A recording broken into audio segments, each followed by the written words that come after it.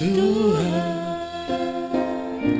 selidiki batinku dan hatiku,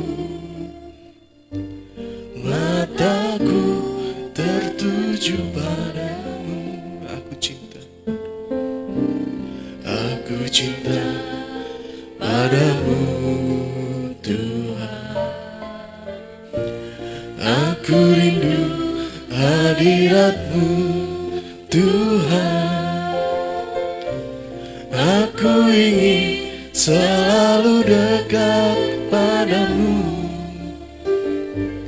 menikmati kehadiran-Mu. Ku nyanyi hosana, ku nyanyi hosana bagi Rajaku yang duduk di tahta. Aku muliakan dan ku agungkan, Kau layak disembah.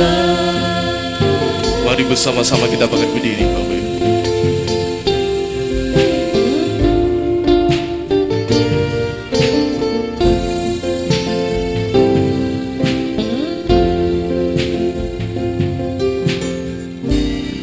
Pujilah aku Tuhan, cobalah aku Tuhan, selidiki batinku dan hatiku, mataku tertuju padamu. Aku cinta padamu, aku cinta padamu Tuhan. Aku rindu hadirat-Mu Tuhan. Aku ingin selalu dekat padamu,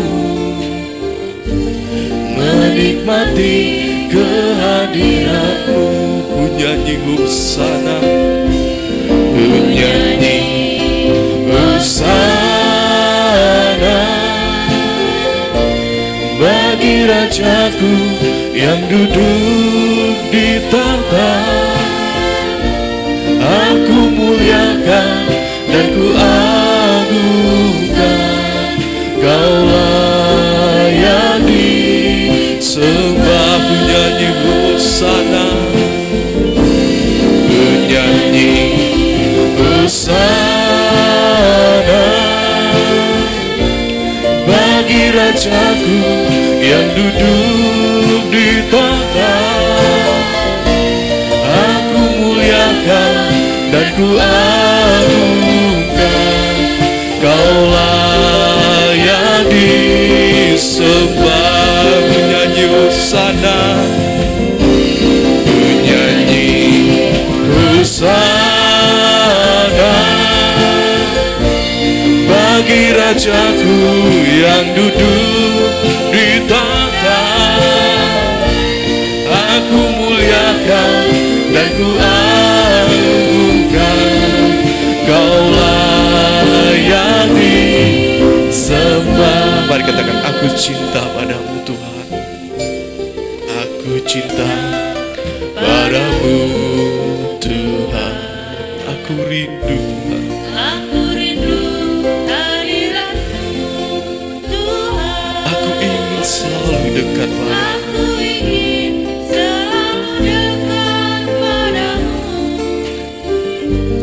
menikmati kehadiran-Mu. Ku nyanyi hosana, ku nyanyi hosana bagi Rajaku yang duduk di tahta. Aku muliakan dan ku agungkan, Kau layak disembah. Katakan, ku nyanyi hosana, ku nyanyi hosana bagi Rajaku yang duduk di tahta.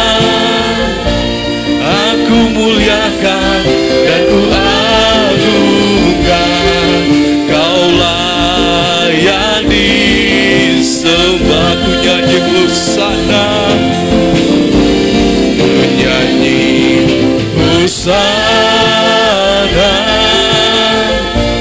bagi Rajaku yang duduk di tahta. Aku muliakan dan ku agungkan, Kau layak disembah, Kau layak disembah, Kau layak disembah, Kau layak disembah, Kau layak disembah. Mari bersama-sama kita berdoa. Sungguh kami mengucap syukur Tuhan atas waktu dan kesempatan yang masih Kau berikan bagi kami Tuhan. Engkau memberikan kesempatan bagi kami untuk hidup di dunia ini, sehingga kami dapat berkarya dan menyenangkan hati-Mu Tuhan. Dan kami bersyukur Tuhan setiap ujian dan setiap proses yang telah kami lalui Tuhan. Karena melalui inilah kami dapat memiliki iman yang kuat, memiliki iman yang tahan uji Tuhan.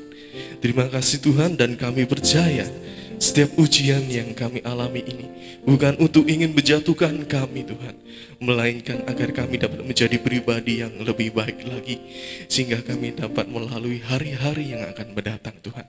Terima kasih Tuhan atas penyertaan-Mu yang begitu sempurna dalam hidup kami. Dan kami mau mulai ibadah kami Tuhan, kiranya Engkau menyertai, Engkau memampukan kami para imam-imam yang melayani Tuhan, sehingga ibadah kami ini dapat berkenan di hadapan-Mu. Dan tak lupa kami berdoa buat anak-anak yang masih dalam perjalanan Tuhan, kiranya Engkau hentar mereka, sehingga mereka dapat sampai ke tempat ibadah ini dengan selamat, bisa bertemu dengan kami semua, memperoleh sukacita yang baru, bahkan berkat yang baru daripada firman-Mu Tuhan. Terima kasih Tuhan, kami serahkan semuanya ke dalam tangan-Mu, hanya di dalam nama Tuhan Yesus kami berdoa. Amin. Silakan duduk kembali Bapak. Ya, kami semua menyapa Shalom. Selamat datang dan selamat beribadah Bapak Ibu. Puji syukur kepada Tuhan, kita dapat berjumpa kembali dalam ibadah kita pada hari ini. Tuhan berfirman, bersyukurlah selalu dalam segala hal. Artinya kita harus mengucap syukur di setiap harinya. Janganlah kita mengucap syukur ketika kita dalam keadaan baik saja. Ketika kita dalam menghadapi hal yang sukar, kita harus juga mengucap syukur. Mari kita memuji nama Tuhan dengan pujian, jadikan kami satu.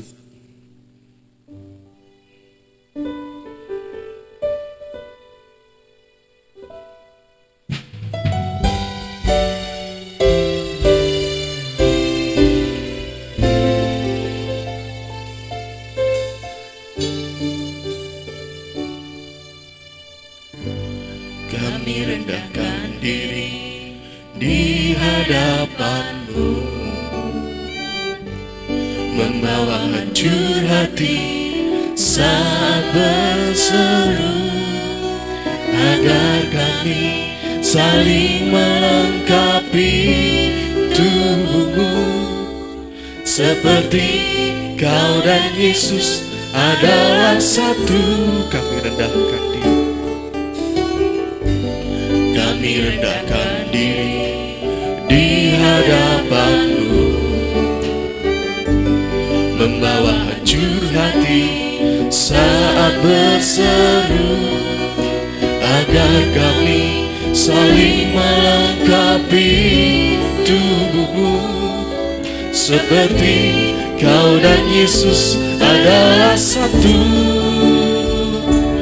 Jadikan kami satu, seperti kerinduan-Mu, agar dunia tahu bukti nyata dari kasih-Mu.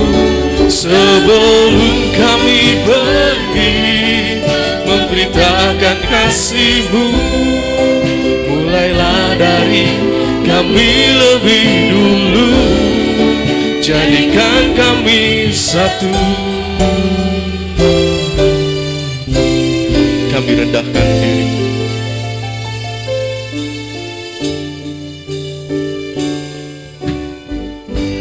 kami rendahkan diri di hadapan-Mu,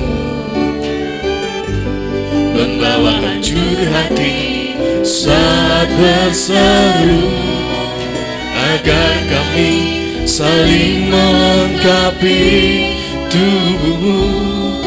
Seperti kau dan Yesus adalah satu. Jadikan kami satu, seperti kerinduanmu, agar dunia tahu bukti nyata dari kasihmu.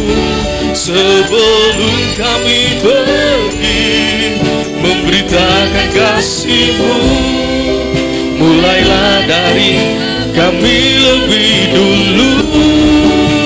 Jadikan kami satu, seperti kerinduanmu, agar dunia tahu bukti nyata dari kasihmu. Sebelum kami pergi memberitakan kasihmu, mulailah dari kami lebih dulu. Jadikan kami satu. Sekali lagi kami rendahkan diri.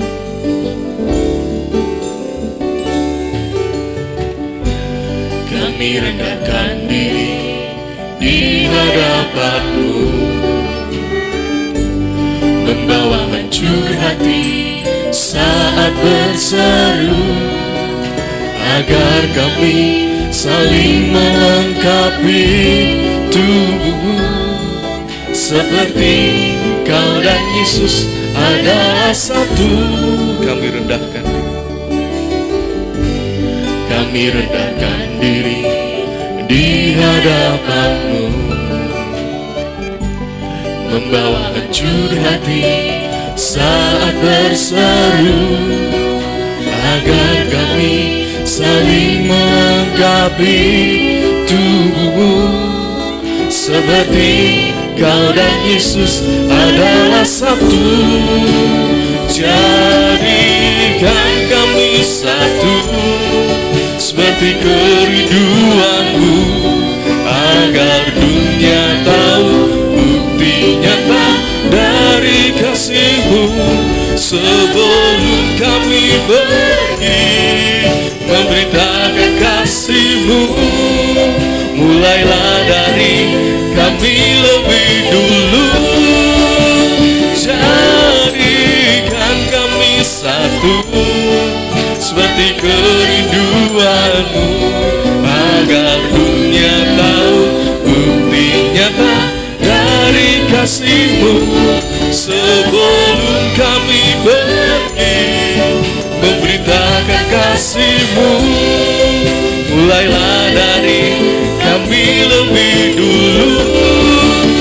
Jadikan kami satu, seperti kerinduanmu, agar dunia tahu bukti nyata dari kasihmu. Sebelum kami pergi memberitakan kasihmu, mulailah dari kami lebih dulu. Jadikan kami satu. Mulialah dari kami lebih dulu. Jadikan kami satu.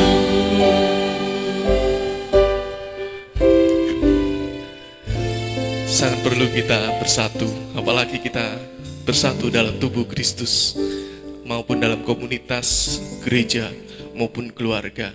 Karena dengan bersatu kita akan menjadi kuat. Maka dari itu janganlah kita jaim-jaim, Bapak Ibu. Mari kita lanjutkan pujian kita dengan pujian sukacita. Kau ubah ratapku. Mari saya mengundang semuanya bangkit berdiri, kita bersukacita bersama-sama.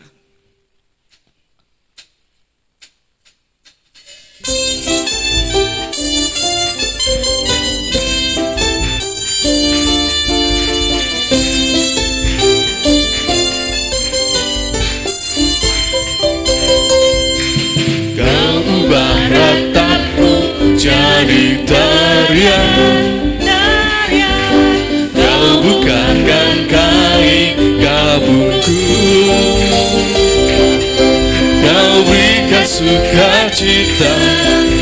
jiwaku bermasmur dengan segenap kekuatan memujimu Tuhan.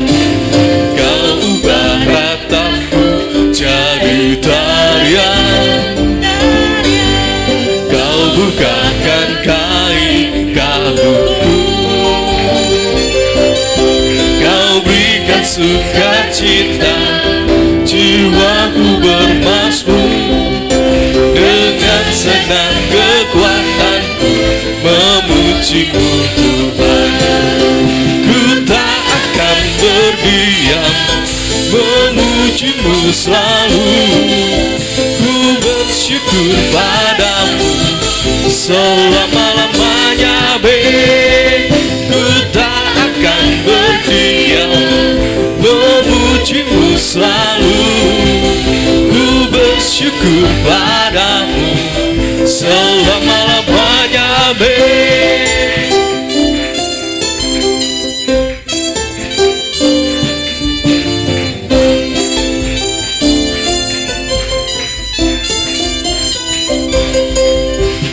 Kau ubah rataku jadi tarian, kau bukakan kain kabutku, kau berikan sukacita, jiwaku bermasmur dengan segenap kekuatanku memujimu Tuhan. Ku tak akan berdiam, memujimu selalu, ku bersyukur padamu selama-lamanya. Ku tak akan berdiam, memujimu selalu, ku bersyukur padamu selama-lamanya. Ku tak akan berdiam, memujimu selalu, ku bersyukur padamu selama-lamanya. Selama-lamanya, selama-lamanya. Silakan duduk Bapak. Puji nama Tuhan.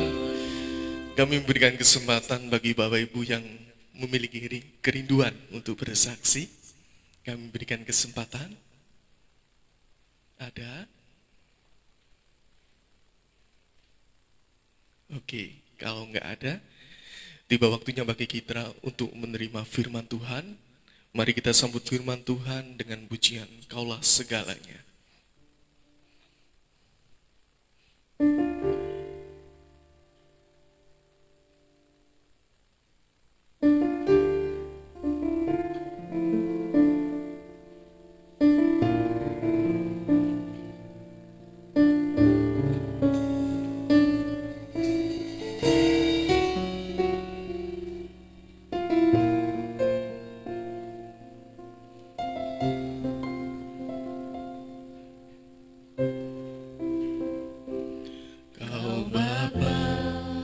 Yang mengasihiku, kuasa-Mu memulihkanku, hati yang baru Kau berikan, untukku dapat melihat rencana indah bagiku. Kau ada di setiap jalanku, hatiku haus dan lapar akan Engkau. Kaulah segalanya di dalam hidupku, kerajaan-Mu, kebenaran-Mu, itu bagianku.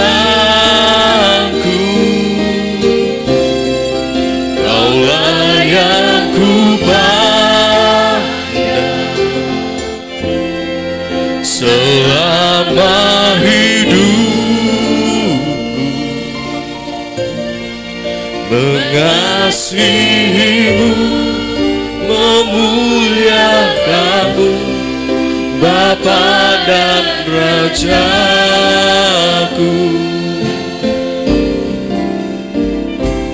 Kau Bapa yang mengasihiku, kuasa-Mu memulihkanku,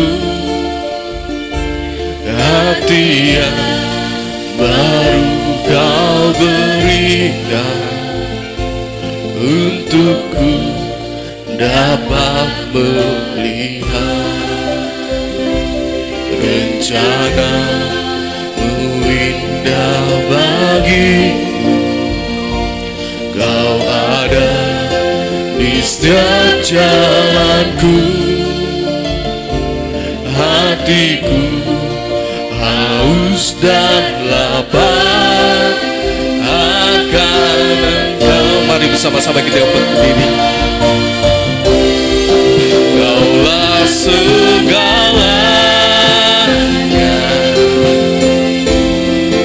di dalam hidupku,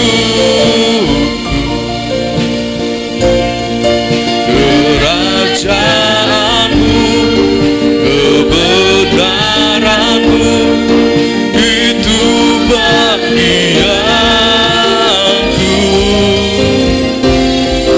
Kaulah yang ku pandang selama hidupku, mengasihimu, memuliakanmu, Bapa dan Rajaku. Kaulah segalanya, Kaulah segalanya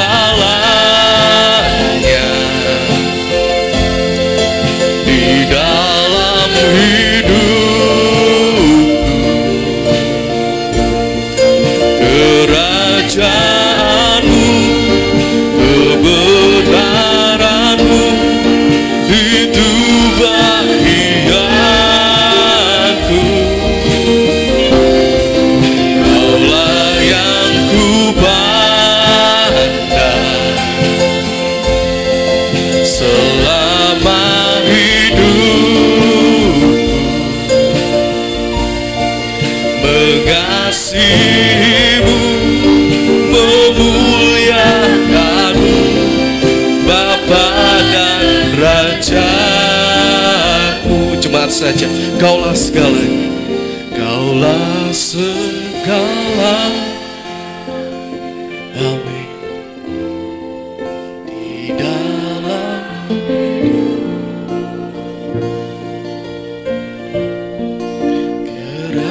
kerajaan-Mu, kebenaran-Mu, itu bagian. Kaulah yang ku pandang Tuhan, Kaulah yang ku pandang selama hidup kami Tuhan.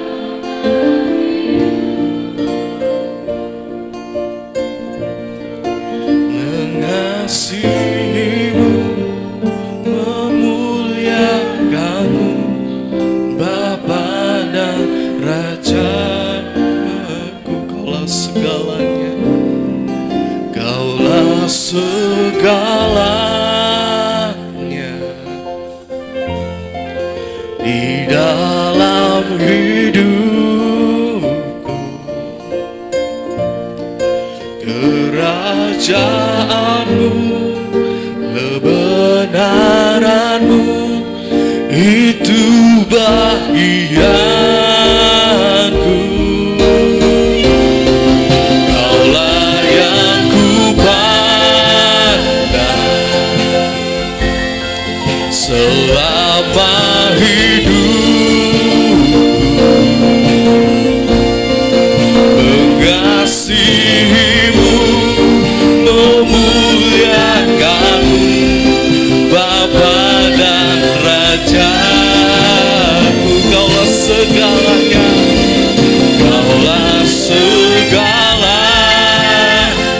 pelayanan selanjutnya saya serahkan kepada Bapak Gembala.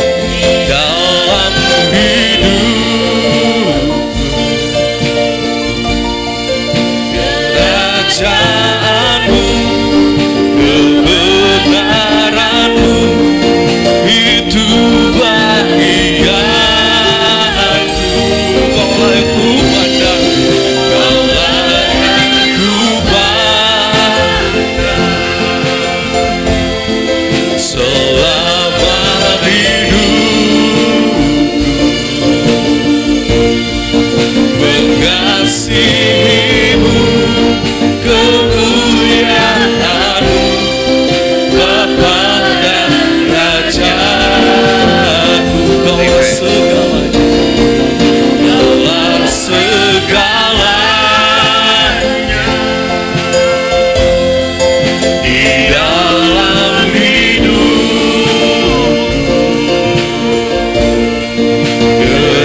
Kerajaanmu, kebenaranmu, itu bagianku.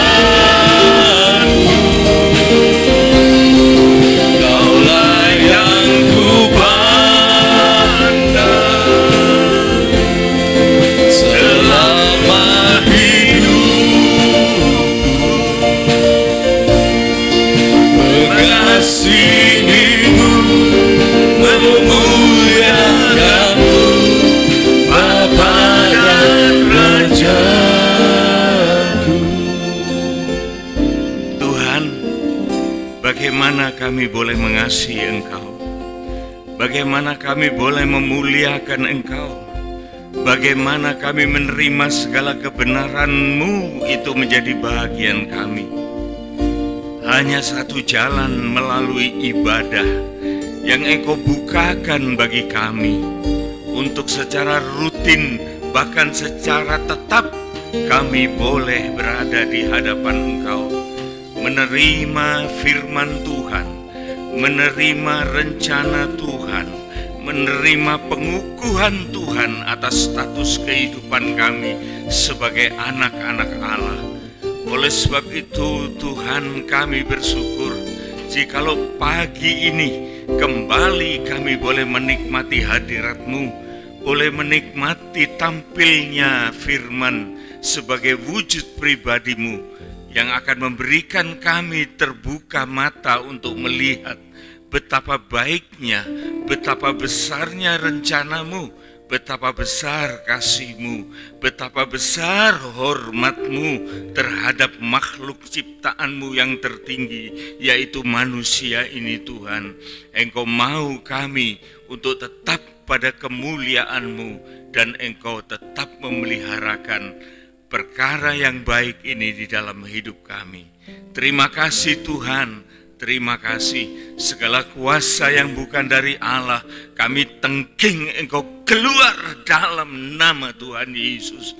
Engkau tidak hak atas kehidupan orang-orang yang sudah ditebus oleh darah Yesus. Sebaliknya kuasa Roh Kudus mengurapi kami semua tanpa kecuali, tanpa pandang siapapun. Kami boleh berada di depan hadirat-Mu dan kami menerima kuat kuasa Roh Kudus atas hidup ini. Terima kasih Bapa. Dalam nama Tuhan Yesus Kristus kami sudah berdoa. Amin. Amin. Silakan duduk Bapak Ibu.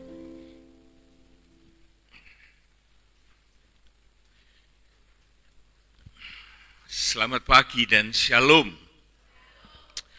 Kita kembali menerima kemurahan Tuhan, yaitu kita boleh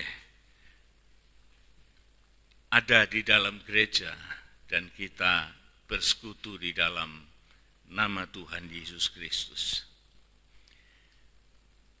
Saya memikirkan sesuatu, saudaraku, bahwa Tuhan itu menghendaki kepada manusia ini, saudaraku, adalah untuk bekerja, saudaraku. Jadi profesi manusia yang paling tua adalah orang yang diperintahkan oleh Tuhan untuk berusaha. Jadi secara ringkas saya ingin mengatakan kepada kita semua bahwa profesi dari seorang manusia itu adalah pengusaha.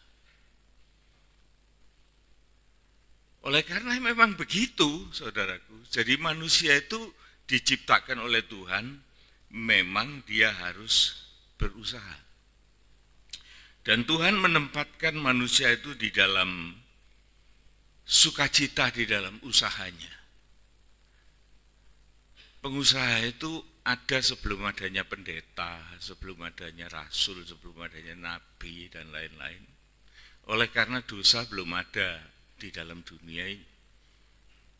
Tetapi manusia itu sekalipun dia tidak berdosa atau tidak terhukum, tapi Tuhan menetapkan sebagai seorang yang harus berusaha. Cuma berusahanya itu sebelum jatuh di dalam dosa itu masih enak, saudara. Oleh karena Tuhan menempatkan manusia pertama ini di dalam Taman Eden. Sebuah taman yang sangat indah, garden, bukan park, saudara ya. Kalau park itu lapangan untuk santai-santai. Tapi garden itu merupakan sesuatu yang untuk dilihat, untuk dinikmati, untuk dipandang dengan berbagai-bagai yang indah ada di dalamnya. Seperti Kejadian pasal yang kedua ayat yang ke-8 mengatakan, selanjutnya Tuhan Allah membuat Taman Eden di sebelah timur, disitulah ditempatkannya manusia yang dibentuknya ini. Jadi Tuhan itu mau kita itu berusaha di tengah-tengah sukacita, di tengah-tengah kedamaian, di tengah-tengah segala kecukupan, di tengah-tengah segala perlindungan pemeliharaan Tuhan. Nah, masalahnya saudaraku, tiba-tiba saja manusia itu menghadapi sesuatu yang dia tidak bisa bertahan, bujuk rayu setan, sehingga dia itu keluar dari rencana Allah. Dia melawan perintah Allah. Sehingga pada akhirnya manusia itu terbuang. Tetapi sebelum terbuang ini saudaraku, kita akan melihat di Kejadian 2 ayat 15 mengatakan, Tuhan Allah mengambil manusia itu dan menempatkan di dalam Taman Eden untuk mengusahakan dan memelihara. Mengusahakan itu mengelola. Manusia itu wajib, saudaraku, bekerja. Wajib berusaha. Secara jasmani, saudaraku, manusia itu akan menjadi terhormat apabila dia itu punya kontribusi terhadap sesama.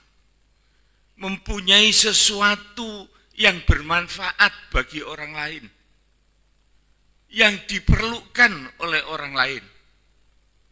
Dapat kita bayangkan, saudaraku, betapa tidak berharganya manusia itu apabila dia itu tidak bisa menghasilkan sesuatu untuk orang lain, untuk masyarakat, untuk nusa bangsanya. Sama sekali dia tidak menghasilkan apa-apa. Bagaimana mungkin orang ini bisa dipermuliakan? Tetapi Tuhan itu ingin manusia itu memperoleh kemuliaan, dan Tuhan menunjukkan suatu cara kemuliaan itu ialah dengan mau berusaha, mau bergerak, dan Tuhan beri kemampuan itu, saudara. Tuhan beri kemampuan itu. Sehingga manusia itu harus melatih diri untuk dia semakin bermanfaat bagi sesamanya. Namun saudaraku, seperti apa yang saya katakan tadi, setelah manusia itu menyangkal melawan Tuhan, maka ada sesuatu masalah yang timbul, yaitu manusia itu terbuang, saudaraku. Manusia itu terbuang. Ayat Kejadian 3, ayat yang ke-23, itu kejadian yang paling ironis. Oleh karena firman Allah mengatakan, lalu Tuhan Allah mengusir manusia itu dari Taman Eden. Jadi manusia itu terlempar dari habitatnya yang mulia oleh karena pelanggaran. Jadi penderitaan itu, saudaraku, menurut firman Tuhan, seharusnya itu tidak perlu terjadi. Karena itu bukan janji Tuhan, bukan maunya Tuhan. Tetapi manusia itu telah melawan perintah Tuhan. Dan dia terlempar keluar dari perlindungan Tuhan. Keluar dari habitat yang sesungguhnya. Manusia itu mulia, tetapi begitu dia berdosa, dia terlempar keluar dari habitat keilahian dan dia menjadi manusia yang fana. Mati, saudara, mati. Saya barusan ini melihat di televisi, saudaraku, ada seorang Kristen yang dia berubah iman dan dia mengambil Alkitab, ditaruh di pantatnya dan dia menantang Tuhan. Dia mengatakan, ini Bible saya taruh di pantat saya kepingin tahu Tuhan nanti menghukum saya apa enggak. Ayo, coba saudara. Dan dia menantang Tuhan, 1 bulan. Kalau saya enggak mati, berarti firman Tuhan ini, Alkitab ini enggak ada kekuatannya, enggak ada kuasanya. Bayangkan saudara, saya melihat orang itu, saya melihat rupanya saja saya sudah tahu orang ini, dari mukanya saja saya sudah bisa melihat orang ini bukan orang yang baik. Dan kalau dia menantang, apakah 1 bulan saya mati karena saya berbuat ini? Dalam pikiran saya mengatakan, tidak usah 1 bulan. Dari dulu pun kamu sudah mati oleh karena dosa-dosamu. Jadi, saudaraku, orang yang berbuat dosa, orang yang melanggar perintah Tuhan, pertama, dia mati di hadapan Tuhan. Dan dia terlempar dari habitat yang bagus. Ayat 23 Kejadian 3 ini mengatakan, lalu Tuhan Allah mengusir manusia itu dari Taman Eden, supaya ia mengusahakan tanah dari mana ia diambil. Kalau tadi dia berusaha di Taman Eden, tapi sekarang sekalipun manusia itu dibuang, Tuhan tidak menarik tugas yang diberikan kepada manusia untuk memperbaiki dirinya. Oleh sebab itu Tuhan mengatakan, tetaplah bekerja sekalipun engkau terbuang. Paham saudara ya? Jadi inilah tugas dari manusia itu, untuk dia kembali kepada kemuliaannya. Tuhan masih memberikan pintu kepada manusia ini. Senantiasa bekerja. Bekerja. Berusaha maksudnya, saudaraku. Supaya manusia ini berusaha. Kita baca di dalam Yeremia 29 ayat yang ke-7. Yeremia 29 ayat yang ke-7. Demikian, usahakanlah kesejahteraan kota kemana kamu aku buang, dan berdoalah untuk kota itu kepada Tuhan, sebab kesejahteraannya adalah kesejahteraanmu. Iya. Jadi saudara lihat bahwa Tuhan itu tetap melekatkan kepada manusia untuk punya kesempatan berusaha. Sampai pun pada waktu Israel itu terbuang di Babil, seorang nabi itu diutus oleh Tuhan untuk memberitahukan kepada bangsa Israel, usahakanlah kesejahteraan kota. Jadi kita ini seharusnya tetap bisa bermanfaat, saudaraku.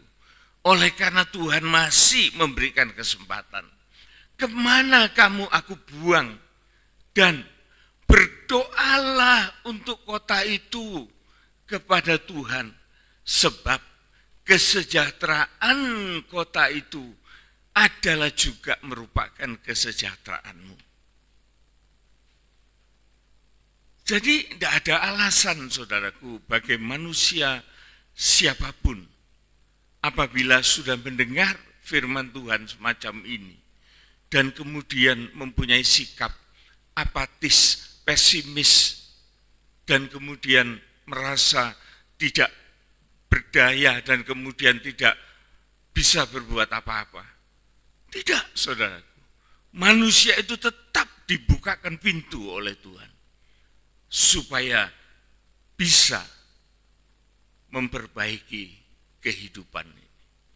Tetapi saudaraku, kesempatan ini tidak boleh dibuat sesuatu yang main-main.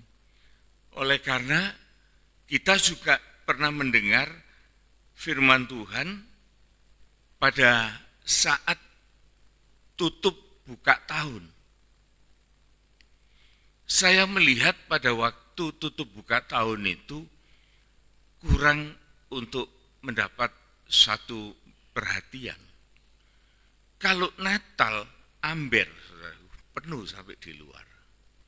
Tetapi begitu kebaktian tutup buka tahun, itu animo jemaat agak menurun. Padahal, saudaraku, waktu itu kan terserah kita. Ya kecuali kalau orang itu memang dia menghamba atau dia bekerja sebagai di kantor-kantor dinas atau apa itu, ya sudah apa boleh buat. Tetapi bagi orang-orang yang bebas, sebetulnya waktu itu ada di tangan mereka. Mau mereka pakai untuk apa? Itu kan terserah kebijaksanaan. Memang tidak ada yang bisa dilarang, saudaraku. Tetapi alangkah bijaknya apabila waktu-waktu sepenting itu dimanfaatkan untuk kita bertemu dengan Tuhan. Ya. Oleh sebab itu saya pikir-pikir saya perlu untuk merefreshing lagi masalah-masalah yang kita dengar pada tutup buka tahun. Tetapi sebelumnya tadi saya awali dengan sesuatu yang dapat kita pahami itu sebagai rencana Tuhan. Nah, kita lihat pada Wahyu pasal yang ketiga, ayat yang kita lompat aja, ayat yang ke-15. Wahyu pasal yang ketiga ayat yang ke-15, demikian. Aku tahu segala pekerjaanmu. Tuhan itu sangat mengenal apa yang kita kerjakan dan dia sangat tahu. Terus, engkau tidak dingin dan tidak panas. Ini satu posisi yang sangat berbahaya dan tidak disuka. Oleh karena tidak dingin, tidak panas, itu boleh dibilang tidak bermanfaat. Dibikin masak kopi ya enggak jadi, dibikin es campur ya enggak karuan rasanya, mentah. Jadi kita itu sebetulnya secara ekstrim harus mengambil keputusan ya apa enggak gitu. Jadi kita tidak boleh berada setengah-setengah. Oleh karena saudaraku, kalau kita ngomong tentang sesuatu yang suam, yang dipengaruhi oleh ambient temperature, jadi artinya kita ini hanya ikut temperatur ruangan, maka di sanalah terjadi banyak proses pembusukan. Jadi kalau kita ini tidak panas, tidak dingin, kita ini punya potensi cepat menjadi busuk, itu loh maunya. Oleh sebab itu Tuhan tidak suka kalau orang Kristen itu tidak mengambil posisi yang aman. Mengambil posisi yang disukai oleh Tuhan. Ayat 16. Jadi karena engkau suam kuku, Suam kuku, terus? Dan tidak dingin atau panas, Iya. aku akan memuntahkan engkau dari mulutku. Iya. Sesuatu yang sudah dimuntahkan, saudaraku, itu pasti tidak akan dimakan lagi. Tidak akan diminum, tidak akan ditelan lagi. Ini suatu sign bagi kita, saudaraku, supaya kita di tahun yang berjalan ini, kita sudah tidak boleh lagi untuk berada di dalam keadaan yang semacam itu. Kita harus betul-betul menempatkan diri di suatu tempat yang betul-betul aman. Dan Tuhan suka supaya kita tidak dilepeh, kata orang Jawa, dimuntahkan dari mulutku. Ini inti pembicaraan kita di dalam tutup buka tahun. Itu yang pertama. Yang kedua yang perlu kita perhatikan, ya, ayat yang ke-17. Demikian. Karena engkau berkata, aku kaya dan aku telah memperkayakan diriku dan aku tidak kekurangan apa-apa, dan karena engkau tidak tahu bahwa engkau melarat dan malang, miskin, buta dan telanjang.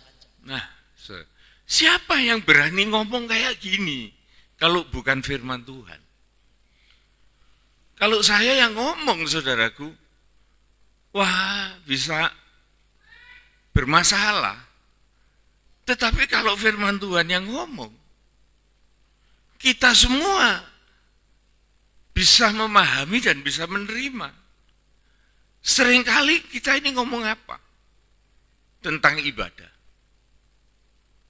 Tidak perlu. Karena apa? Aku sudah kaya. Tidak dilarang, saudaraku, orang kaya itu baik. Apalagi orang kaya yang, orang Jawa bilang yang loman, itu disukai oleh siapapun. Amsal itu mengatakan begini, saudaraku.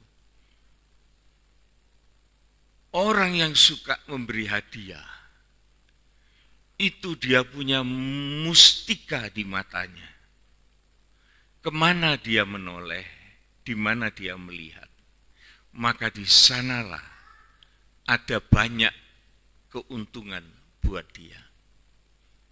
Loh, saya tidak ngerti loh itu, saudaraku.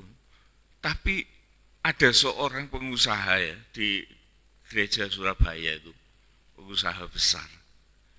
Dia itu pernah ngomong, kamu kalau mau jadi pengusaha, kamu mesti sering ngasih hadiah orang. Jiwanya itu mesti gitu. Nanti kamu lihat, kemana saja kamu pergi, pintu itu akan buka buat kamu. Tapi kalau kamu itu pelit, sekalipun kamu itu kaya, orang tidak suka sama kamu. Saya mikir, iya ya.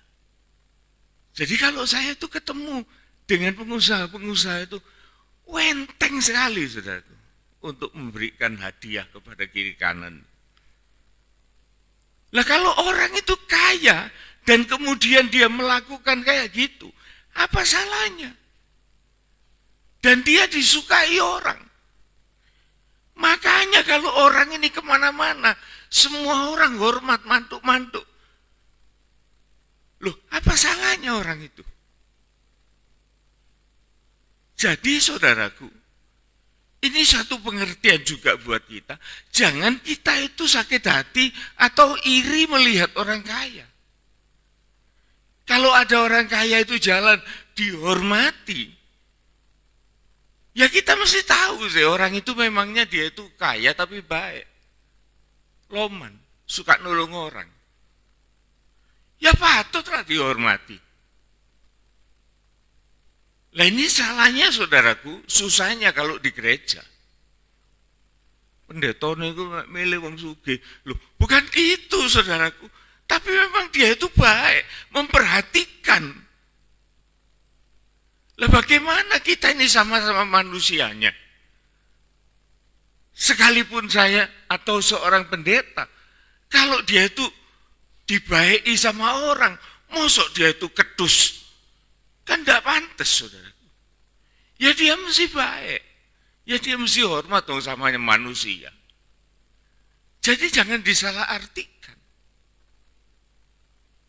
Nah, cuma saudaraku, ini bisa menjadi berbalik, menjadi suatu yang merugikan apabila disikapi dengan sikap yang sombong. Dan mengatakan, aku tidak perlu Tuhan. Karena apa? Karena engkau berkata, aku sudah kaya. Aku terus telah memperkayakan diriku. Aku sudah memperkayakan diriku. Terus. Dan aku tidak kekurangan apa-apa. Tidak kurang apa-apa aku ini. Terus. Dan karena engkau tidak tahu. Nah, Tuhan membuka.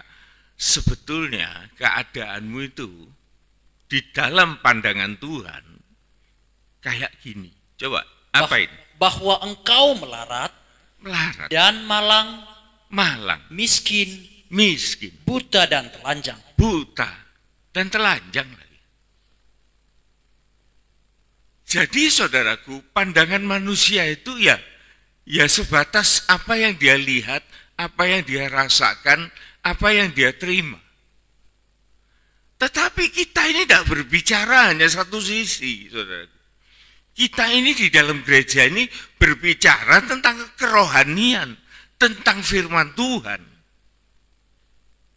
Kalau kita bicara tentang manusia, selesai. Tapi kalau kita berbicara tentang Tuhan, tentang pandangan Tuhan, kita mesti waspada.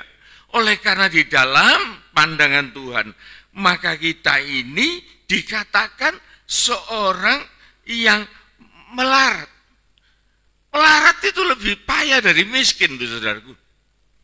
Orang miskin itu tidak punya, ya sudah. Tapi orang yang melarat, itu orang yang tidak bisa mengendalikan penderitaannya. Kuda larat itu, nafsunya itu menggebu tapi dia tidak bisa menyelesaikan. Itu melarat. Dikatakan lagi, engkau malang. Malang itu sial. Jadi hidupnya itu sebetulnya merana di dalamnya. Di luarnya tidak ketok, tapi dalamnya itu Tuhan melihat, engkau ini merana, malang, miskin lagi. Terus buta, tidak bisa melihat. Dan malu lagi, telanjang. Kalau Alkitab ini sudah ngomong soal telanjang itu, saudaraku, itu dimulai dari Kejadian. Satu kehidupan nikah yang mempermalukan diri dan mempermalukan Tuhan. Itu loh keadaan. Jadi saudaraku, kita harus waspada dalam hal ini. Jadi kita tidak bisa pandang enteng, saudaraku. Kesempatan yang Tuhan buka, itu betul-betul harus kita manfaatkan. Harus betul-betul kita masuk untuk berusaha. kita harus berjuang habis-habisan di sana. Ya. Kemudian yang ketiga, kalau ini tadi yang kedua, karena kita merasa sudah cukup, sudah makmur, sudah punya ini, punya itu, sudahlah, enggak usah Tuhan-Tuhanan. Nah itu kehidupan semacam itu terancam, saudara. Oleh sebab itu berbahagialah kalau kita ini di dunia, saudaraku, diberkati oleh Tuhan secara materi, tetapi kok kita ini masih mau berada di muka Tuhan untuk menghormati Tuhan. Waduh, kita ini betul-betul manusia yang beruntung secara lahir dan batin. Untuk manusia kita secara dunia kita mendapat, secara rohani kita juga mendapat. Loh, saya ngomong gini nih saudaraku, karena saya itu pernah dengar waktu saya masih bekerja dan kemudian saya masuk di dalam pelayanan jadi part-timer.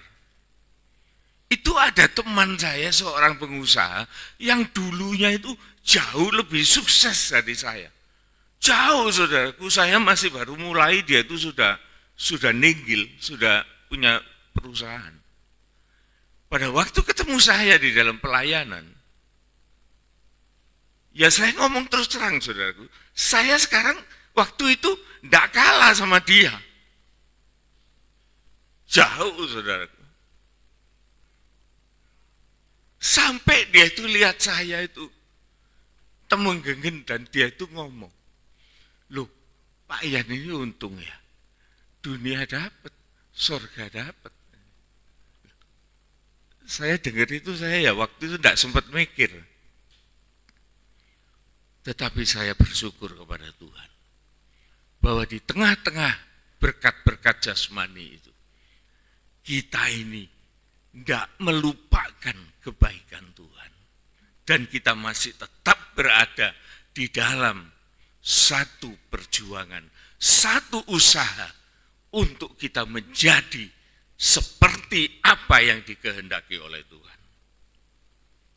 Sekarang kita masuk yang ketiga. Masuk yang ketiga, ayat ke-18. Demikian. Maka aku menasihatkan engkau supaya engkau membeli daripadaku emas yang telah dimurnikan dalam api, agar engkau menjadi kaya, dan juga pakaian putih, supaya engkau memakainya, agar jangan kelihatan ketelanjanganmu yang memalukan, dan lagi minyak untuk melumas matamu, supaya engkau dapat melihat. Istilah di sini saudaraku yang menarik perhatian saya itu ialah dikatakan, maka aku menasehati engkau supaya engkau membeli. Membeli ini saudaraku harus ada pembayaran. Kalau dulu itu ada gubernur M. Nur itu di Surabaya itu, yang dia mengatakan jerbasuki mawobeo. Segala sesuatu itu harus ada korban, harus ada modal, harus bayar. Kalau kita mau saudaraku, maka kita bukan hanya usaha ngomong tok, tetapi kita harus membayar itu. Memberikan sesuatu kepada orang yang memiliki benda itu untuk diberikan kepada kita. Pertanyaannya sekarang, kita itu punya apa? Kita itu tidak punya apa-apa, saudaraku. Oh, dikatakan bahwa kita itu miskin, telanjang, malang, melarat. Apa yang buat kita beli kepada Tuhan? Ingat saudaraku, bahwa Tuhan itu sudah memberikan kepada kita hal yang terbesar, yaitu pengampunan. melalui Kristus Yesus.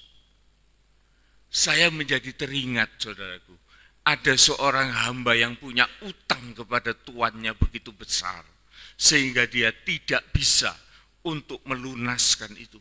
Dia harus menjual segala miliknya. Itu pun tidak ada artinya dibandingkan dengan hutang yang dia lakukan. Tetapi tuan itu membereskan, tidak memperhitungkan lagi. Bahkan segala hutang itu sudah dibereskan. Tetapi hamba ini tidak tahu diri. Dia tidak menggunakan kebebasan itu untuk menyanjung tuannya. Tetapi malah menggunakan kebebasan itu untuk menghukum orang lain. Saudara perhatikan, membeli kita tidak punya apa-apa. Tetapi Tuhan telah memberikan darahnya yang kudus, darahnya yang mulia buat kita, untuk kita mempunyai sesuatu yang indah di hadapan Tuhan. Maka kehidupan kita ini, saudaraku, akan kita persembahkan kepada Tuhan. Kita lihat di dalam Roma 12 ayat yang pertama. Ini adalah alat pembelian, alat tukar yang Tuhan mau supaya kita bisa memperoleh apa yang kita harapkan. Roma 12 ayat yang pertama. Karena itu, saudara-saudara, demi kemurahan Allah, aku menasehatkan kamu. Ini bisa terjadi oleh karena kemurahan Allah. Dan ini juga merupakan nasihat seperti apa yang ditulis di dalam Wahyu. Aku menasehatkan. Di sini juga dikatakan, aku menasehatkan kamu. Nasihatnya apa? Terus? Supaya kamu mempersembahkan tubuhmu sebagai persembahan yang hidup. Persembahan bukan persembahan yang mati, saudara. Selagi kita hidup inilah kita mempersembahkan hidup ini kepada Tuhan untuk kita dibina, untuk kita diberi emas, pakaian, minyak, supaya kita bisa memperbaiki kehidupan kualitas kita. Dan kita menjadi orang yang menyukakan hati Tuhan. Kita tidak mampu, saudaraku, untuk menyukakan hati Tuhan. Sedikit pun tidak. Tetapi kita hanya diberitahu bahwa Tuhan itu masih menyisakan suatu kebaikan buat kita. Ambil itu, saudaraku. Apa kita kira kalau kita ini mempersembahkan tubuh sebagai persembahan yang hidup, kemudian tubuh kita hilang? Tidak, saudaraku. Bukan itu. Kalau kita ini mempersembahkan diri kita kepada Tuhan, Tuhan itu malah melengkapi kita. Bukan kita persembahkan kemudian buat kita tidak ada apa-apa hilang. Enggak, saudaraku, Tuhan itu juga tidak kemaruk. Tapi Tuhan itu kalau saudara baca di dalam Roma 12 ini, ayat-ayat berikutnya, maka di sanalah Tuhan itu memberikan segala sesuatu kepada orang yang mempersembahkan diri kepadanya. Tidak ada yang hilang. Bahkan kita semakin diperkaya, semakin ditambah-tambahkan segala apa yang tadinya kita tidak punya, maka Tuhan akan memberikan itu secara berlimpah-limpah. Tuhan mengatakan, demi kemurahan Allah, aku nasihatkan kamu supaya kamu mempersembahkan tubuh. Bagaimana cara kita mempersembahkan tubuh? Yaitu tadi, kita mau menghormati hadirat Tuhan dengan menghadirkan tubuh kita. Bukan tubuh yang mati, karena Tuhan masih memberi kehidupan. Mau kita pakai buat apa? Seharusnya kita mengerti itu untuk mempersembahkan sebagai persembahan yang hidup, yang dikuduskan, dan yang berkenan kepada Allah dalam bentuk apa? Ibadah. Abodah. Ibadah itu dalam arti sehari-hari ialah bekerja sama. Bekerja sama. Jadi kita melayani dulu ibadah. Bekerja bersama dengan Tuhan. Dalam ibadahmu yang sejati. Nah, kalau kita ini menjadi partner Tuhan, kerjasama dengan Tuhan, saya katakan tadi bahwa Tuhan itu akan melengkapi kita. Melengkapi kita. Ini yang harus kita pahami secara utuh, saudaraku. Secara benar. Kemudian poin yang keempat, yang perlu saya refresh lagi, saudaraku. Ayat 20. Ini yang kebanyakan orang itu atau gereja itu memahami dengan sesuatu yang keliru.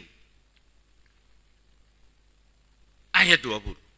Kita lihat. Ayat 20 dari Roma pasal yang ke-12. Tetapi jika bukan. Wahyu 3. Wahyu 3 ayat 20. Wahyu 3 ayat yang ke-20 demikian. Lihat, aku berdiri di muka pintu dan mengetuk. Jikalau ada orang yang mendengar suaraku dan membukakan pintu, aku akan masuk mendapatkannya dan aku makan bersama-sama dengan dia dan ia bersama-sama dengan aku. Nah, yang menarik perkataan ini, saudaraku.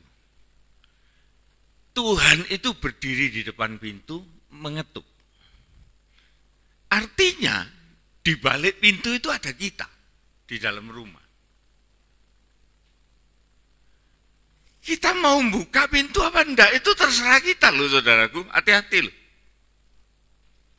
Seringkali orang itu kan ya nanti Tuhan yang akan bekerja. Enggak, saudaraku, enggak, lupakan itu. Tuhan itu enggak mau bekerja kalau kita enggak memberi kesempatan. Tuhan itu Tuhan yang sopan. Oh, nanti firman itu akan bekerja, dia akan mendobrak segala sesuatu. Enggak, saudaraku, enggak. Firman Tuhan itu enggak gitu caranya. Saudara ingat enggak firman Tuhan yang jatuh di jalanan? Apa terus jalanan itu tanahnya jadi gembur oleh karena firman jatuh? Enggak, saudaraku. Tetap atos.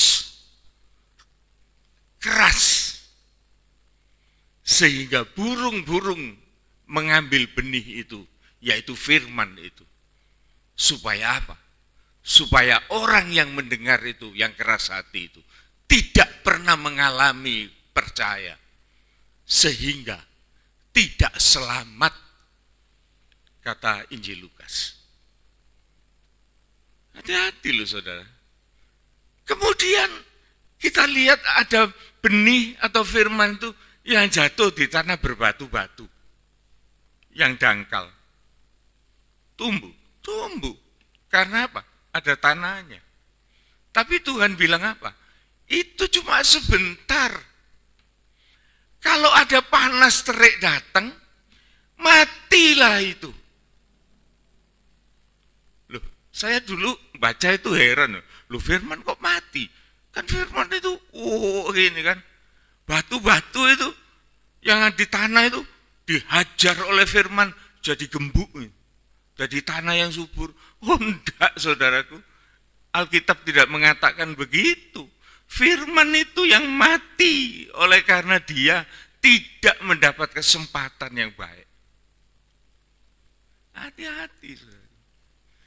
Jadi kita ini ibadah itu kerjasama dengan Tuhan. Kalau Tuhan itu nabur benih, kita harusnya nyediakan tanah yang bagus.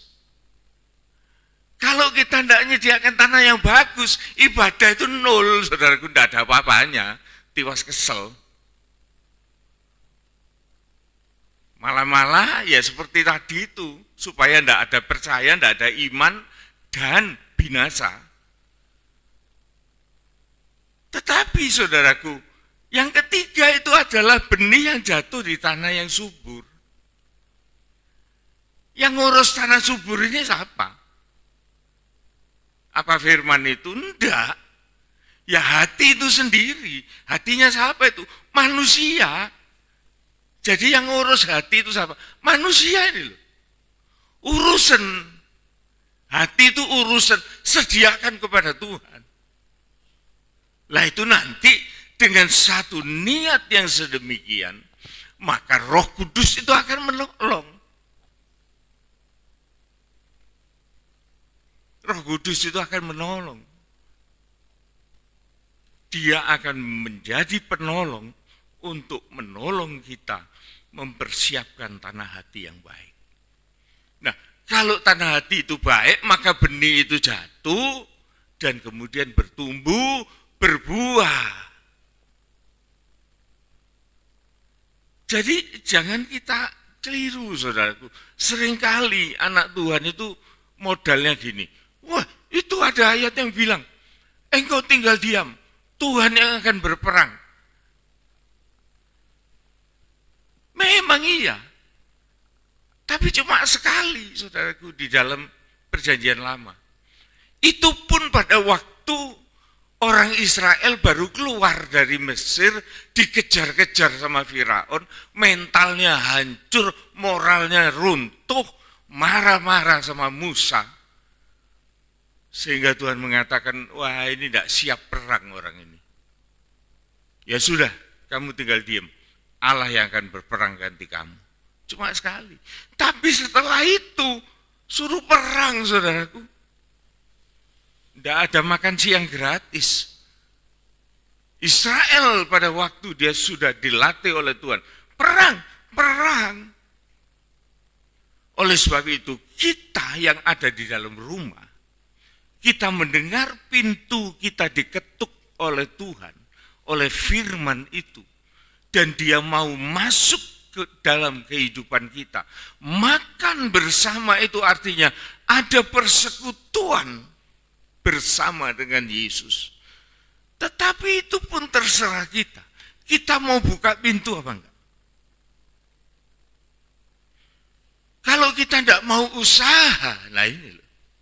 Kalau kita tidak mau bangkit dari duduk dan kemudian buka pintu, silakan masuk Tuhan. Tuhan itu juga tidak akan masuk, saudaraku. Lu nanti Tuhan kan dobrak pintu, lah jadi maling. Bukan, Tuhan tidak begitu. Tuhan itu sangat santun. Sehingga kita harus mau mengerti, mempersiapkan diri kita, berusaha dengan sungguh-sungguh untuk membangun kerohanian kita. Ayat-ayat terakhir, saudaraku, saya akan mengajak saudara untuk baca dalam 2 Petrus 1. Ayat yang ketiga. 2 Petrus 1 ayat yang ketiga, demikian. Panggilan dan pilihan Allah. Iya. Karena kuasa ilahinya telah menganugerahkan kepada kita segala sesuatu yang berguna untuk hidup yang saleh oleh pengenalan kita akan Dia yang telah memanggil kita oleh kuasanya yang mulia dan ajaib. Itu penyediaan Tuhan untuk memampukan kita. Kuasa ilahinya itu telah memberikan kepada kita segala sesuatu yang berguna, yang bermanfaat untuk menjadi orang yang saleh dari pengenalan kita kepada Dia yang telah memanggil kita dengan kuasanya yang mulia dan ajaib. Terus, dengan jalan itu Ia telah menganugerahkan kepada kita janji-janji yang berharga. Dia telah memberikan atau menganugerahkan atau mengkasih karuniakan janji-janji atau firman yang berharga. Terus, dan yang sangat besar, dan yang agung. Terus, supaya olehnya kamu boleh mengambil bagian dalam kodrat ilahi, supaya kita dimampukan untuk kembali menjadi manusia ilahi, Manusia ilahi itu siapa sih? Manusia mula-mula itu. Manusia yang dirancang oleh Allah sebagai rancangan semula. Manusia ilahi itu manusia yang hidup kekal. Tidak bisa mati. Tidak ada perjanjian mati bagi manusia. Tetapi Tuhan hanya mengatakan, kalau engkau makan buah itu, engkau mati. Berarti kalau kita tidak melanggar Tuhan, kita tidak akan mati. Tidak ada janji kematian untuk manusia. Katakan di sini, engkau akan menjadi manusia yang punya kodrat ilahi. Hidup kekal. Terus? Dan luput dari hawa nafsu dunia yang membinasakan dunia. Dan berkuasa atas hawa nafsu yang membinasakan dunia. Ini janji Tuhan luar biasa. Tetapi sekarang saudara dan saya akan membaca supaya kita mengerti betul rencana Tuhan. Ayat yang kelima, saudara perhatikan. Demikian, justru karena itu kamu harus dengan sungguh-sungguh berusaha. Dengan sungguh-sungguh berusaha. Serius berusaha. Bukan usaha main-main. Panas ndak adem ndak. Tengah-tengah anget. Yang tidak bisa dimanfaatkan apa-apa. Sungguh-sungguh berusaha. Bukan Tuhan lagi. Tuhan sudah menyediakan segala fasilitas. Dan manusia Tuhan mengukur. Seharusnya engkau bisa ini. Tuhan memberikan kemampuan untuk berusaha. Tidak dicabut. Sehingga Tuhan menagih kembali. Engkau harus berusaha. Dengan sungguh-sungguh. Apa itu? Untuk menambahkan kepada imanmu kebajikan. Imanmu itu. Iman yang murni itu datang dari mendengar. Bukan dongeng. Mendengar apa? Mendengar Injil. Injil itu apa? Firman Kristus. Bukan dongeng. Kalau bahan iman itu kita peroleh dari bahan yang sejati, maka iman itu akan tumbuh dengan kuat dan kokoh. Dan iman itu akan membuahkan perbuatan-perbuatan baik. Dikatakan di sini, dari iman itu kebajikan, perbuatan baik. Perbuatan baik untuk siapa? Perbuatan baik pertama untuk diri sendiri. Macam apa? Macam bertobat. Itu perbuatan baik pertama yang bisa kita lakukan apabila kita punya iman. Tanpa iman kita tidak bisa untuk memindahkan dosa, untuk mengeluarkan dosa. Oleh sebab itu Tuhan mengatakan kalau imanmu itu sebiji sawi, artinya bisa bertumbuh, sekalipun kecil, tapi itu hidup dan bertumbuh. Dia itu mampu untuk memindahkan gunung dosa. Syaratnya di situ. Ada iman yang hidup, iman yang berkualitas. Terus? Dan kepada kebajikan pengetahuan. Kepada kebajikan itu akan meningkat secara progres kepada di sini pengetahuan. Pengetahuan itu, saudaraku, firman Tuhan mengatakan, siapa sih yang tahu tentang manusia itu? Kalau bukan roh manusia itu sendiri yang tahu tentang dirinya, demikian juga dengan Allah. Tidak ada yang tahu tentang Allah selain roh Allah itu sendiri yang tahu. Dan roh Allah itu diberikan kepada kita.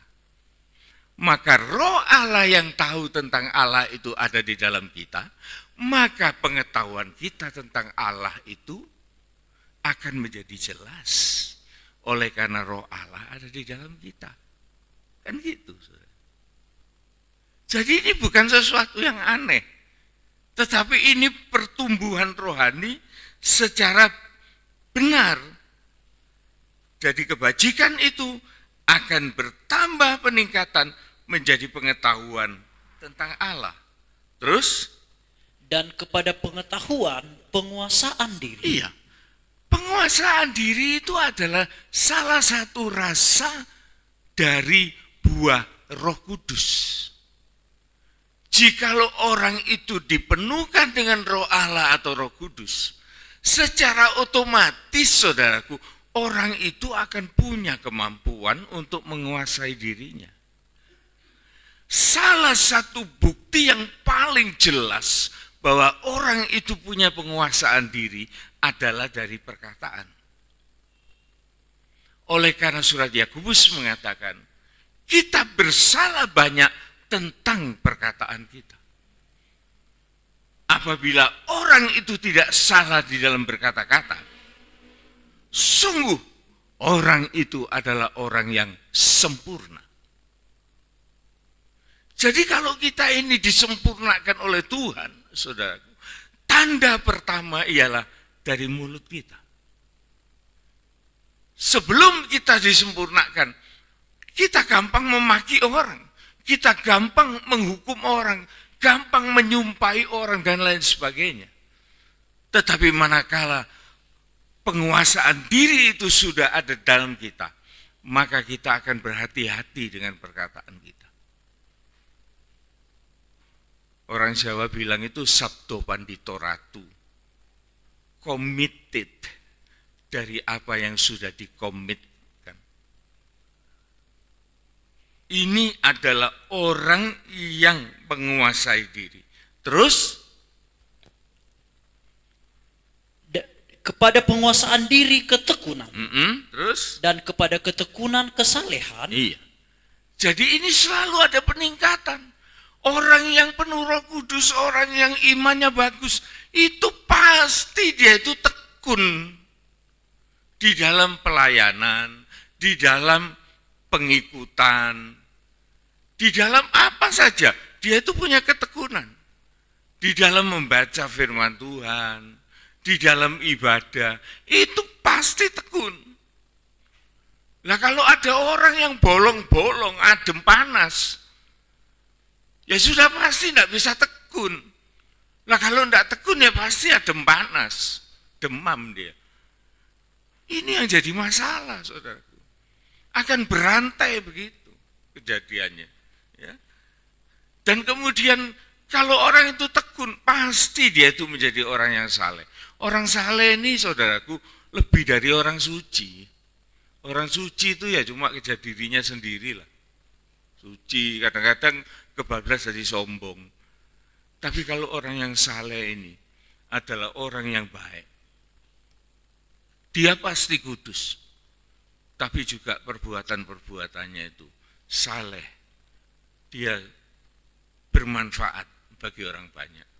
Contohnya seperti Ayub.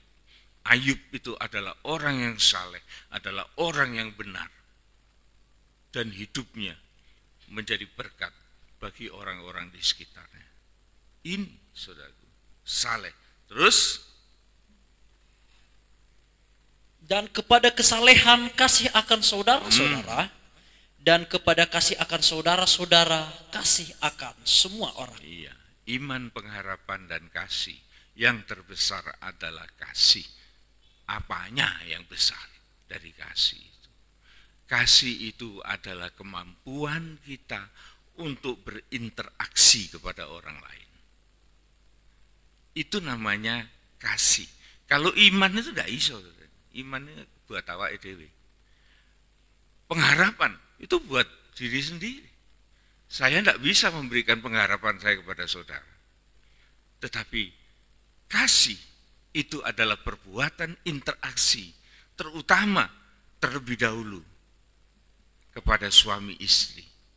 kepada orang tua dan anak, kepada orang tua dan saudara-saudara, dan lain-lain, sampai kepada masyarakat secara umum.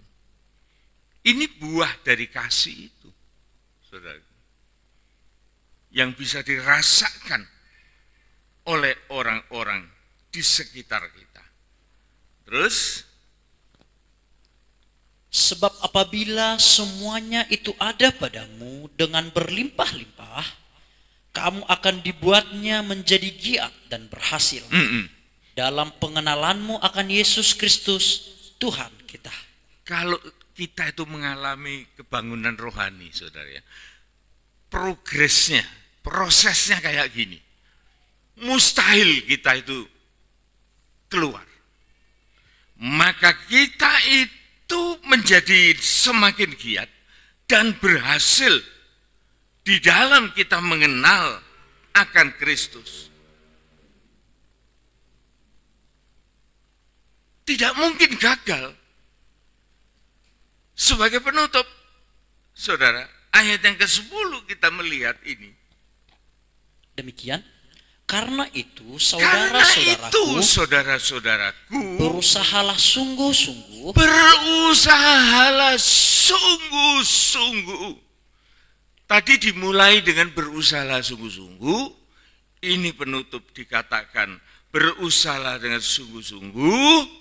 Supaya panggilan dan pilihanmu makin teguh. Supaya engkau ini diteguhkan, pilihan dan panggilanmu itu semakin kokoh.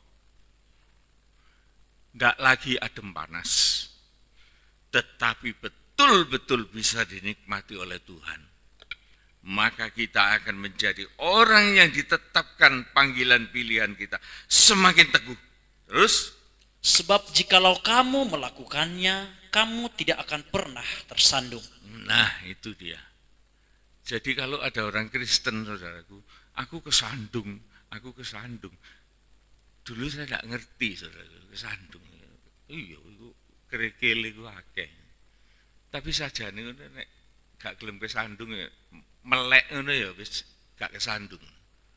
Tapi bagaimana kita itu bisa melek? Kalau tidak ada terang, masih melek ya cuma pelolongan tok, tidak ketok. Tapi kalau kita ini dibangun secara teratur di dalam rencana Tuhan, kerjasama loh saudaraku. Jadi saya ingatkan lagi, manusia itu tidak bisa, tidak mau kerjasama, biar terserah kepada Tuhan, terserah kepada Tuhan. Yang terserah kepada Tuhan itu cuma satu, saudaraku, keselamatan. Kita ini tidak bisa apa-apa tentang keselamatan itu, wis kita itu tidak mampu lah. Tetapi setelah kita diselamatkan, ada ayat yang bilang loh, bekerjalah di dalam selamatmu. Loh, kerjakan selamatmu. Jadi hati-hati loh saudaraku. Kalau kita ini ngaku selamat, ya, kemudian kita ini tidak punya kegiatan, kira-kira gimana? Cocok enggak dengan firman Tuhan? Tidak cocok. Oleh sebab itu setiap orang yang diselamatkan, dia pasti punya kerinduan untuk bertumbuh sampai dia memiliki kodrat ilahi dan dia yakin bahwa keselamatan yang dia peroleh itu akan membuahkan suatu kehidupan yang kekal di dalam kerajaan surga. Amin.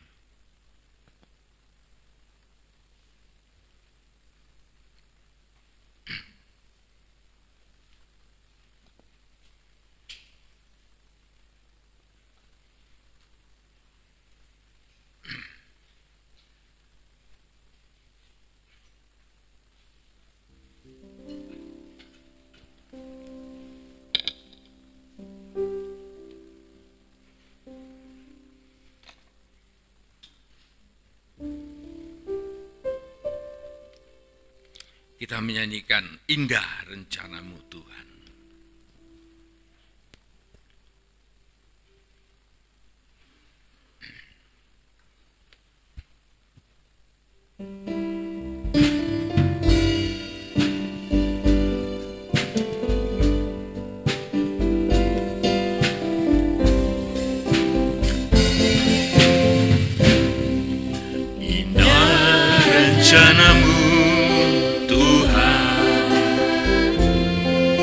di dalam hidupku. Walau ku tak tahu dan ku tak mengerti semua jalanmu. Dulu ku tak tahu Tuhan, berat ku rasakan, hati menderita dan ku tak berdaya menghadapi semua. Tapi ku mengerti sekarang, Kau tolong padaku. Kini ku melihat dan ku merasakan indah rencana-Mu. Tapi ku mengerti sekarang, Kau tolong padaku. Kini ku melihat dan ku merasakan indah rencana. Saudara, nyanyian ini pada baitnya mengatakan kita mengakui indah rencana Tuhan. Tetapi di lain pihak kita mengatakan, aku tidak tahu, aku tidak mengerti semua jalan-Mu.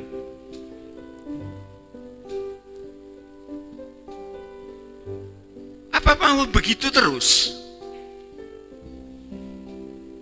Apa kalau kita itu datang kepada Tuhan kemudian kita ngomong, Tuhan, aku tidak tahu rencana-Mu. Kalau saudara punya anak yang kayak gitu, sudah sampai besar, datang kepada saudara, aku tidak ngerti loh, papa mama ini nyekolahnya aku kayak opo. Terus kita ini jadi orang tua bagaimana? Apakah kita ini datang kepada Tuhan, kita tahu rencana Tuhan baik, tapi aku tidak ngerti loh, itu ngomong apa ya? Tapi untungnya syair ini diinspirasi oleh Roh Kudus. Dia mengatakan, dulu aku tak tahu. Dulu, kemarin, tadi pagi, tidak tahu. Sekarang tahu. Jangan tetap kita nanti datang kepada Tuhan, aku tidak tahu Tuhan. Gimana tuh kok tidak tahu? Sekarang tahu. Dulu aku tak tahu. Dan aku berat merasakan penderitaan. Dan aku tidak berdaya menghadapi semua. Yaitu pengalamannya. Tetapi refrainnya ini. Tapi aku mengerti sekarang. Engkau yang memberikan pertolongan padaku. Dan kini aku mampu untuk melihat. Dan aku merasakan itu. Masuk di dalam pengalaman. Keindahan dari rencana-Mu. Nyanyian ini, saudaraku, seperti membongkar bangkir kehidupan kita. Dan kita dijadikan sesuatu yang lebih mengenal kepada Tuhan. Kita nyanyikan.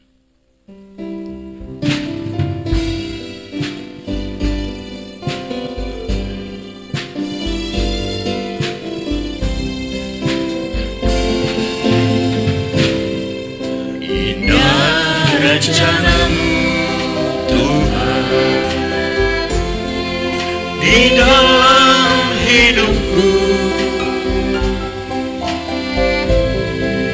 walau ku tak tahu dan ku tak mengerti semua jalan-Mu.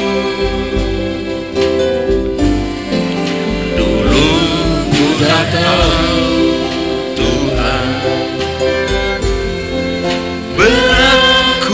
rasakan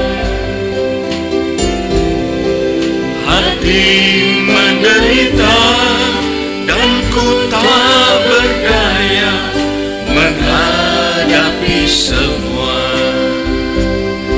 Tapi ku mengerti sekarang. Kau tolong padaku. Kini ku melihat dan ku merasakan indah rencanamu. Tapi ku mengerti sekarang. Kau tolong padaku. Kini ku melihat dan ku merasakan indah rencanamu. Refren, kita bangkit berdiri, saudara, kita nyanyikan ini. Tapi ku mengerti sekarang. Saya mohon Bapak Sidarta untuk pimpin doa.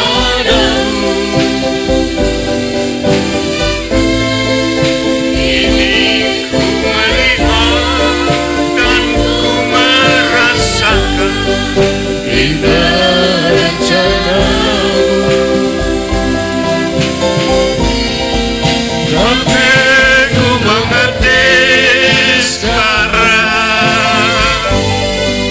Kau tolong padaku.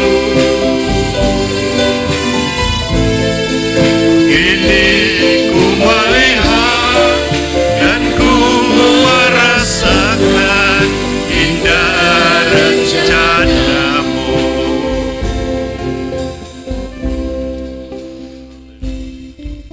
Kami percaya Bapa, rancangan-Mu, rancangan yang indah bagi kami. Kedatangan kami beribadah pagi hari ini Bapa, sesuatu wawasan yang timbul dalam hati kami setelah mendengarkan firman-Mu Tuhan. Kami harus setia dan taat melakukan firman-Mu. Tapi kepasrahan kami tidak menerjunkan kami di dalam pekerjaan-Mu Tuhan. Itu hanyalah pasrah yang tidak tahu kemana tujuan nantinya Tuhan. Oleh karena itulah Bapa, bangkitkan semangat kami agar kepercayaan, keyakinan kami sertai dengan tingkah laku kami, kerja kami Tuhan untuk melakukan firman-Mu. Berkati hamba-Mu yang telah menyampaikan firman-Mu Tuhan. Dengan jelas kami menerima Tuhan bahwa kami harus bangkit. Roh Kudus menopang kami di saat kami mau belajar dan mau melakukan firman-Mu Tuhan. Terima kasih Bapa.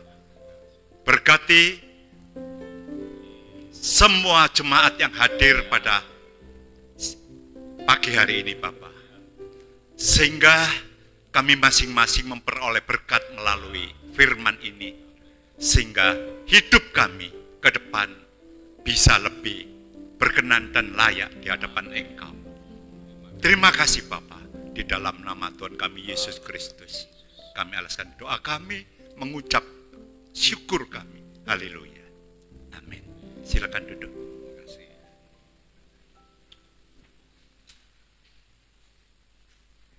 Saya mohon waktunya sebentar Bapak Ibu Saudara, karena saya akan membacakan pengumuman kita untuk 1 minggu ke depan. Namun sebelumnya saya tidak akan bosan-bosannya dan tidak lupa selalu mengucapkan terima kasih kepada Bapak Ibu Saudara yang selalu hadir mensupport gereja kita dalam banyak hal, dalam pelayanan, keluarga, material, pemikiran. Seterusnya Tuhan memberkati kita dalam kesehatan, keluarga, pekerjaan, dan pelayanan kita. Pengumuman yang ingin saya bagikan, yang pertama, besok ada ibadah doa pagi di tempat ini seperti sedia kala. Jam 5.30 pagi, jikalau Bapak Ibu mau bergabung berdoa bersama-sama dengan tim pelayanan yang ada, mari monggo datang kita berdoa bersama-sama. Yang kedua, ibadah PA juga berjalan seperti biasa, yaitu hari Rebo jam 5 sore. Bagi Bapak Ibu juga yang ingin meningkatkan pemahamannya tentang Alkitab, monggo di ibadah PA diberikan sarana-sarana dan fasilitas di sana. Dan juga ibadah kaum muda berjalan seperti biasa, yaitu hari Sabtu jam 5.30 sore. Ibadah sekolah minggu juga berjalan seperti biasa, yaitu hari Minggu jam 4 sore, dan ibadah raya tetap berjalan seperti biasa, yaitu hari Minggu jam 8 pagi. Bapak Ibu Saudara sekalian, yang ingin saya informasikan yang berikutnya adalah bagi Bapak Ibu yang memiliki cucu atau anaknya yang belum diserahkan ke dalam gereja atau belum didoakan, monggo saya membuka sekarang, mengirimkan saja nama lengkapnya dan alamat dari kedua orang tua, dikirimkan aja melalui HP, tidak mengapa, untuk nanti berkasnya bisa menyusul Bapak Ibu Saudara jikalau Bapak Ibu memiliki anak dan cucu yang belum diserahkan ke dalam gereja. Dan yang terakhir adalah setelah ibadah ini ada latihan paduan suara. Monggo bagi Bapak Ibu yang ingin bergabung untuk latihan paduan suara, boleh bergabung bersama-sama melayani Tuhan di tempat rumah ibadah ini. Ada mungkin pengumuman yang kelewatan? Tidak ada? Tidak ada? Oke, jikalau tidak ada, mari kita akan bangkit berdiri bersama-sama Bapak Ibu Saudara sekalian. Dan kiranya Bapak Ibu menjaga kesehatannya selalu, jangan lupa makan-makan yang banyak, dan juga jaga kesehatan, minum vitamin. Kita akan menerima doa berkat, kita akan bangkit berdiri bersama-sama dari Bapak Gembala kita.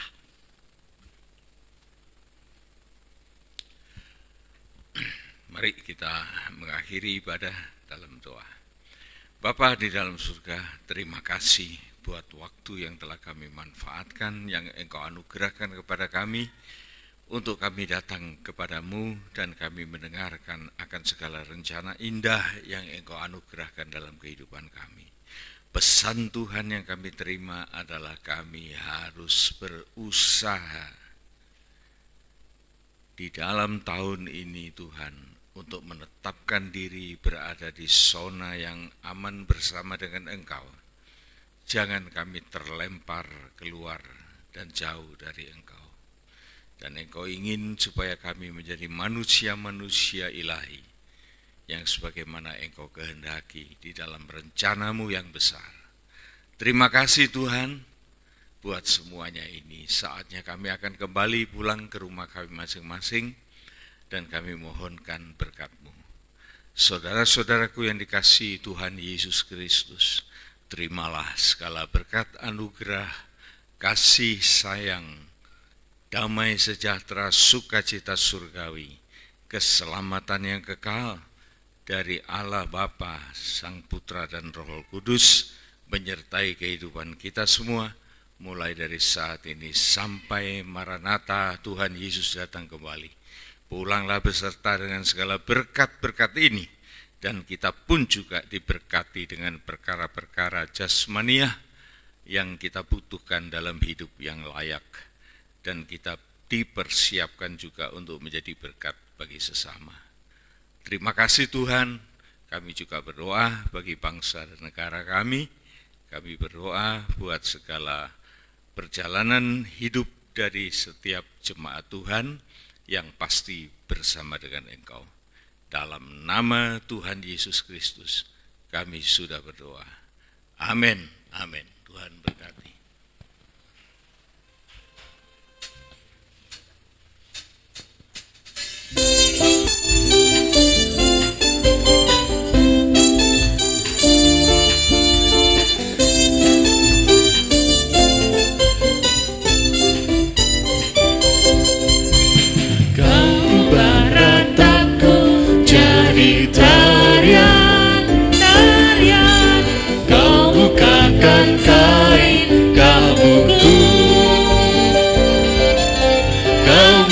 Sukacita, jiwaku bermazmur, dengan segenap kekuatanku memuji Tuhan.